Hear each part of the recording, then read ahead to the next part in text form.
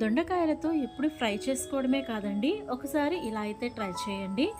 ఈ కర్రీని మనము వేడివేడి అన్నంలో వేసుకొని తినొచ్చు. అలానే చపాతీల్లోకి, రోటీలకు కూడా చాలా టేస్టీగా అయితే ఉంటుందండి. హలో ఫ్రెండ్స్, నమస్తే అండి. నేను Sujatha. Welcome to Kranthi home kitchen. ఈరోజు మనము ఈ వీడియోలో దొండకాయ కుర్మా ఎలా రెడీ చేసుకోవచ్చో దానికి సంబంధించిన ప్రాసెస్ అయితే ఈ వీడియోలో చూపిస్తాను. స్కిప్ చేయకుండా ఎండింగ్ వరకు చూడండి. మొదటిగా స్టవ్ ఆన్ చేసి కడాయి పెట్టి నూనె వేడయ్యాక కొన్ని శనగపప్పు, జీలకర్ర, కొన్ని ఆవాలు ఇవి వేగాక సన్నగా కట్ చేసుకున్నటువంటి ఉల్లిపాయ ముక్కలు, పచ్చిమిర్చి ముక్కలు ఇవి కూడా ఆయిల్లో వేసి పచ్చివాసన పోయే వరకు అయితే వేయించుకోవాలి. దొండకాయలను వీడియో చూపిస్తున్న విధంగా ఇలా అయితే కట్ చేసుకోవాలండి.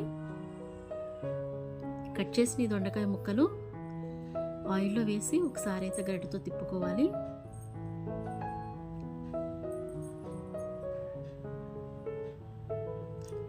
టేస్ట్కి సరిపోయే విధంగా కొంచెం ఉప్పుని ఇలా ముక్కలపైన చల్లుకోవాలి. మూత పెట్టేసి ఇలా అయితే ఉడికించుకుందామండి. మధ్యలో ఒకసారి ముక్కలను ఒకసారి అయితే ఇలా మళ్ళా కలిపి మళ్ళా మూత పెట్టి ఉడికించండి. మసాలా కోసం ఒక చిన్న జారు తీసుకొని సన్నగా కట్ చేసిన ఉల్లిపాయ ముక్కలు, అల్లం ముక్కలు, వెల్లుల్లి ముక్కలు, అలానే కొన్ని పచ్చిమిర్చి ముక్కలు వీటన్నిటిని పేస్ట్ లాగా చేసుకోవాలి. ఇప్పుడు చూడండి, దొండకాయ ముక్కలు అయితే చక్కగా ఉడికేసాయి. ఆయిల్ కూడా చక్కగా బయటకు వస్తూ ఉంది కదా.